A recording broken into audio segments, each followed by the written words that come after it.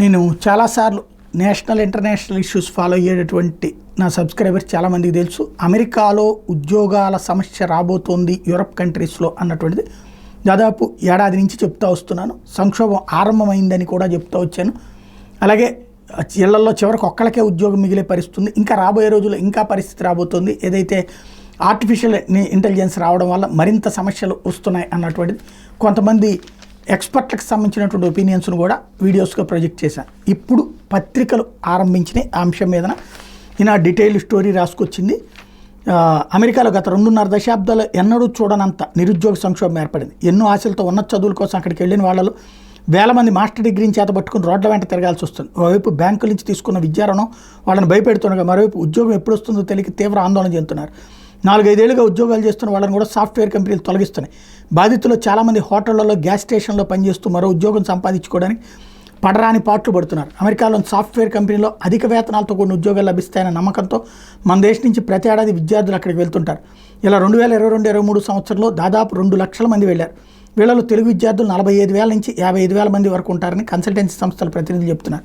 America వెళ్తున్న విద్యార్థులు చాలామంది ఎంఎస్లో కంప్యూటర్ సైన్స్, దాని అనుబంధ కోర్సులకు చదివేందుకు అధిక ప్రాధాన్యం ఇస్తున్నారు. 2 ఏళ్ల కిందటి వరకు అమెరికాలో ఎంఎస్ చేసిన వాళ్ళలో దాదాపు 80% మంది అక్కడే ఉద్యోగాలు లభించినాయి. కోవిడ్ ప్రభావం 2020 సంవత్సరంలో మొదలై ఏడాదిన్నరకు పైగా కొనసాగింది. 2 సార్లు విధించిన లాక్డౌన్ కారణంగా అమెరికాలోని అన్ని రకాల పరిశ్రమలు కుదేలయ్యాయి. వాటిని రక్షించుకోవడానికి అక్కడ ప్రభుత్వం ప్రత్యేక ప్యాకేజీలు ప్రకటించడంతో 21-22లో కంపెనీలకు భారీగా నిధులు అందాయి. బ్యాంకులు తక్కువ వడ్డీకే వేల కోట్ల రుణాలు ఇవ్వడంతో అనేక కంపెనీలు పెద్ద ఎత్తున ఉపయోగించుకున్నాయి. ఫలితంగా ఐటీ కంపెనీలకు అనూహ్యంగా ఆర్డర్లు వచ్చాయి. కంపెనీలు సైతం ఉద్యోగులను అదే స్థాయిలో తీసుకున్నాయి. కోవిడ్ ప్రభావం తగ్గిపోయాక అమెరికా ప్రభుత్వం ప్యాకేజీలు నిలిపేసింది.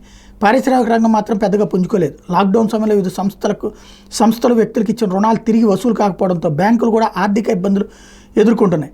దీంతో అవి రుణాలు ఇవ్వడం ఆపేసినాయి. అప్పటిదాకా 3-4% వరకు ఉన్న వడ్డీ రేట్లు గరిష్టంగా 8% పెంచేశాయి. అమెరికా చరిత్రలో వడ్డీ రేట్లు ఎప్పుడు ఎంత ఎక్కువగా లేవని ఆ దేశస్తులు చెప్తున్నారు. దీని ప్రభావం పారిశ్రామిక రంగం మీద గట్టిగా పడింది. ఈ నేపథ్యంలో ఐటీ కంపెనీలకు ఒక్కసారిగా ఆర్డర్లు తగ్గిపోయాయి. చేయాల్సిన పని కంటే మానవ వనరుల సంఖ్య అధికంగా ఉండడంతో ఐటీ కంపెనీలు కోవిడ్ సమయంలో చేర్చుకున్న ఉద్యోగులు 2023 మార్చి నుంచి తొలగించడం మొదలుపెట్టాయి. అధిక జీతాలు పొందుతున్న ఉన్నతోద్యోగుల్ని భారీగా తొలగించినాయి. కొన్ని కంపెనీలు జీతాలను తగ్గించేశాయి. గతంలో వేల మందికి ఉద్యోగాలు ఇచ్చిన ఐటీ కంపెనీలు ఇప్పుడు 100ల సంఖ్యలో నియామకాలు చేస్తున్నాయి. ఈ పరిణామాలన్నీ భారత్ నుంచి వెళ్ళిన వాళ్ళ మీద తీవ్రంగా ప్రభావం చూపెడుతుంది. తెలుగు రాష్ట్రాల నుంచి వెళ్ళినటువంటి వేల మందికి ఎంఎస్ పూర్తి చేసిన ఉద్యోగాలు లభించడం లేదు. దీంతో అమెరికాలో నిబంధనల ప్రకారం దేశంలో ఎంఎస్ పూర్తి చేసిన వెంటనే సంబంధిత యూనివర్సిటీ విద్యార్థి పేరిట ఓపీటీ I-20 ఆప్షనల్ ప్రాక్టికల్ ట్రైనింగ్ని విడుదల చేస్తుంది. ఇది వచ్చిన నెల రోజుల్లో ఎంప్లాయ్మెంట్ ఆథరైజేషన్ డాక్యుమెంట్కి EADకి దరఖాస్తు చేయాలి. దీనికి ఆమోదం లభించిన 3 నెలల్లో ఏదో ఒక ఉద్యోగంలో చేరాలి. లేని పక్షంలో ఆ దేశాన్ని విడిచిపెట్టాలి. అయితే విద్యార్థులు వర్సిటీ ఫీజుల కోసం 20 లక్షల నుంచి 1 కోటి వరకు బ్యాంకుల నుంచి విద్యా రుణం తీసుకుంటారు. స్వదేశానికి వచ్చాక ఇక్కడ ఉద్యోగం దొరకకపోతే ఆర్థిక పరిస్థితి తలకిందులవుతుంది. అందుకే ఏదో ఒక రూపంలో అమెరికాలో ఉండేందుకు ప్రయత్నిస్తున్నారు. కొందరు ఎంఎస్ పూర్తి కాకుండా ఉండడానికి 1-2 సబ్జెక్టులను అలానే వదిలేస్తున్నారు. మరికొందరు యూనివర్సిటీ ప్రొఫెసర్ల దగ్గర రీసెర్చ్ సహాయకులుగా చేరుతున్నారు. దీనికి ఎలాంటి జీతం ఉండదు.